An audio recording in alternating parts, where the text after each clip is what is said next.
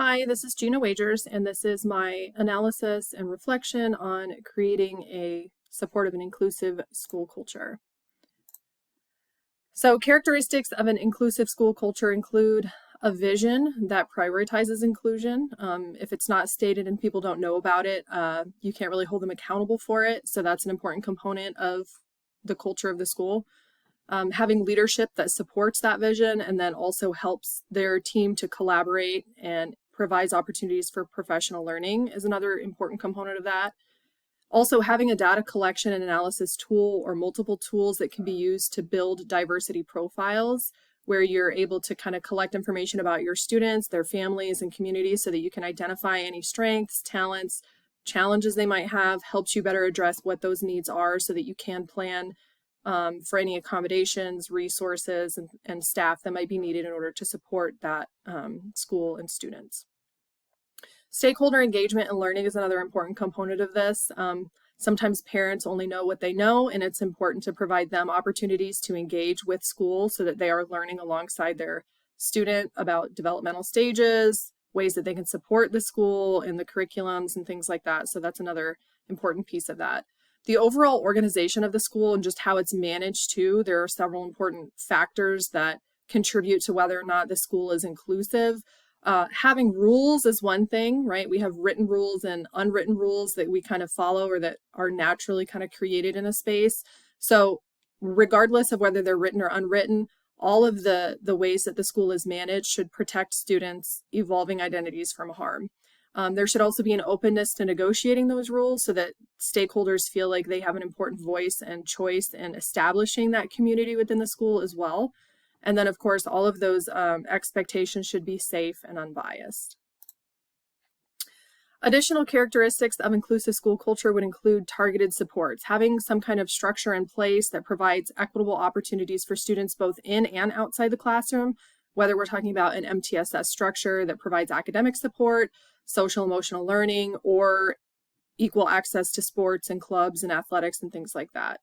And then another important component that I really appreciated from one of the resources was proactive student leadership, having some kind of committee or group where students have a voice and they can express ongoing and have ongoing dialogue with leadership in their community of school leaders and peers about the climate and the culture that they feel is there. So within the school building, inclusive and supportive classrooms also kind of have some of these same things, but to go into a little bit more detail, those data collection and analysis tools can be used to build diversity profiles for individual teachers too. So it doesn't just give a view of the overall school, but classroom teachers can really utilize that to inform and design the learning and instruction, whether it's the routine, the setup of the classroom, the way they're going to do assessments in the year. So it's really informative to what students need in those specific content areas.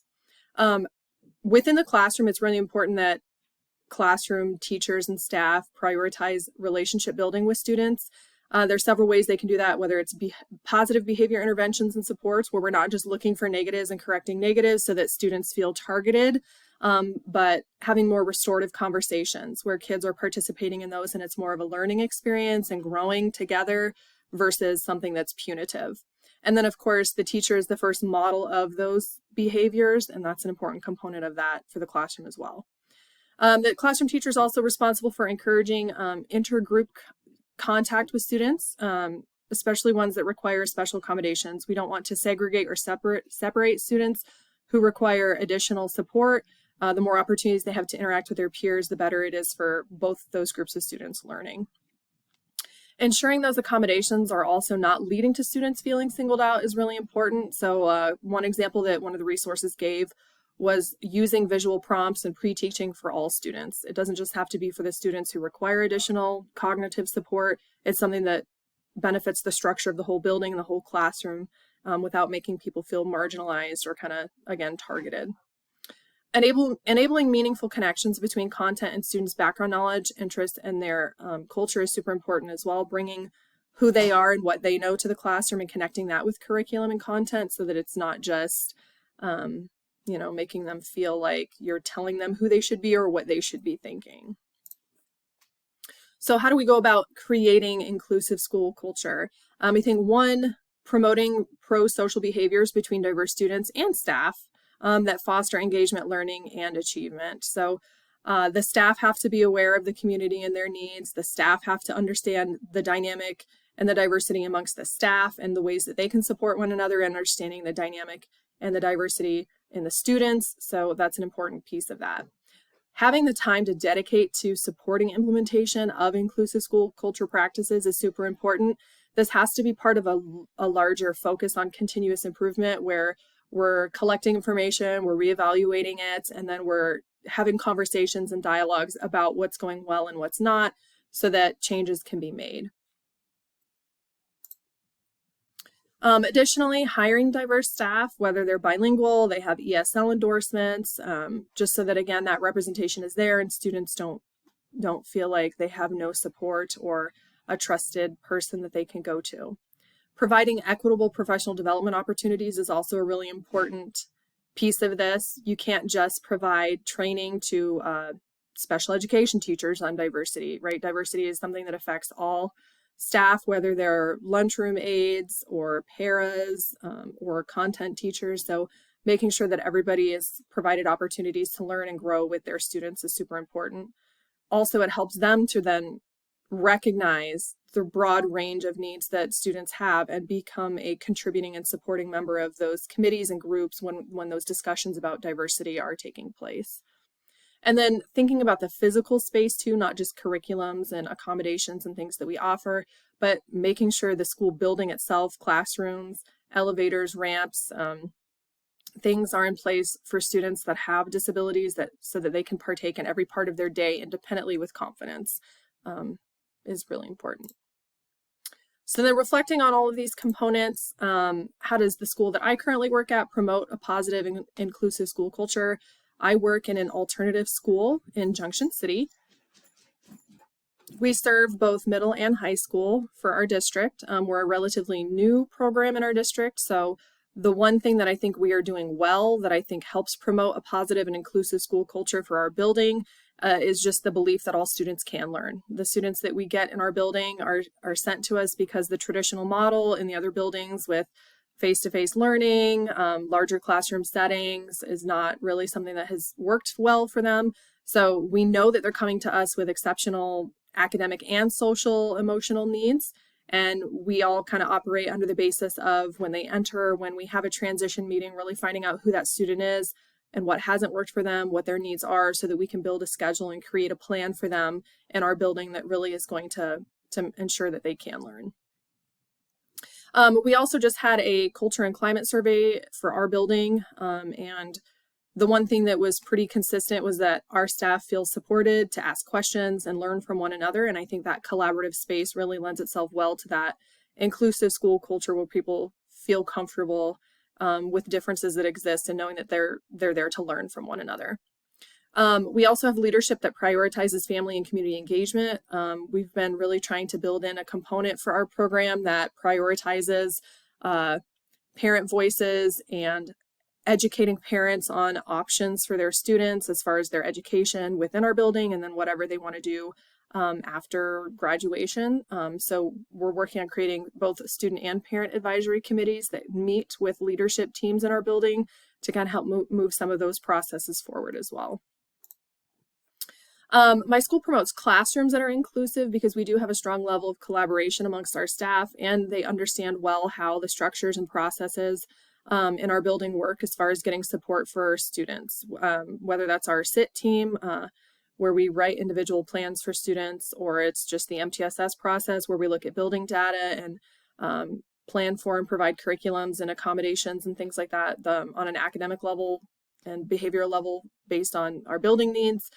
We have a decent population of EL students in our building, so we have aides that provide us support that we work with pretty regularly. And then we also have PBIS, those positive behavior incentives are not just part of our building, but part of our district's goal for the year. So we've been really working on building those and making sure each classroom within the building has something that they're offering to students to make that space welcoming and engaging for them to be in. So how does the culture at my school compare or contrast to the research? I think we are, although we have a lot of great things going on, we are maybe lacking in a few areas based on what research is saying.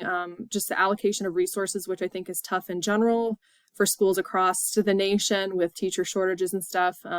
We do have a need for additional staff and support, especially when it comes to behavior supports, knowing that we're getting a demographic of students who have not been successful in the other buildings in our district, and they're needing more intense levels of intervention. So that's definitely a need for us. Also, our master schedule is a bit challenging because we do have middle and high school in the building, and a lot of us teach both middle and high just to share staff because we just don't have vacancies filled. So having time built into our schedule for collaboration that's very intentional during the day is just not happening right now. And it's kind of a struggle because a lot of those meetings and valuable conversations have to take place either before or after school. And it just is pretty taxing as far as time on people when they are already giving so much during the day. We also, I think there's other opportunities for us to maybe strengthen our professional development for our building, just looking at opportunities that we can provide, knowing that we have a demographic of students in our building that are quite diverse and have different needs than maybe some of the other buildings in our district. So looking at that and planning ahead for how we can kind of bolster that for the future is important. And then I did mention we're working on family education and outreach. That's a work in progress in our building, giving opportunities for parents because a lot of our students come from families where maybe they didn't finish high school, and education is something that is kind of overwhelming to discuss and talk about. So looking at ways that we can make our environment more welcoming and inclusive so that families feel comfortable coming in and having those conversations when their student comes to our building. So reflecting on this personally, I think this assignment particularly has helped me prepare for school leadership through thinking about the role of the school leader, because they are kind of pivotal in helping cultivate that culture of inclusiveness within the building, because they provide support to staff and then staff provide that support to students. It's really helped me gain a better understanding of the ways in which school administrators really utilize data and research and reflection and that cycle of continuous improvement to really advocate for changes within the schools, physical environment, curriculum, and policies that all make sure decisions are equitable and culturally responsible and that everybody gets the best educational experience possible in the building. Additionally, this assignment is really relevant to my current learning because it helped me deepen my understanding of the ways in which school leaders advocate for student success with inclusivity. Because again, all of those decisions that they make about budgets and curriculums and resources and who to hire really plays a key role in building that environment within the school. I think this assignment will influence the decisions that I make as a future school leader because it has allowed me to reflect on my classroom practices as a teacher. And it kind of allowed me to examine how my expectations and decision making do impact the larger school environment as well. I think this assignment has really helped me think about how even unintentional individual biases have the ability to shape that school experience, not just for students, but their families as well. And so how important it is to kind of take that into consideration and then find resources and opportunities for students and families within the school. And then we have references.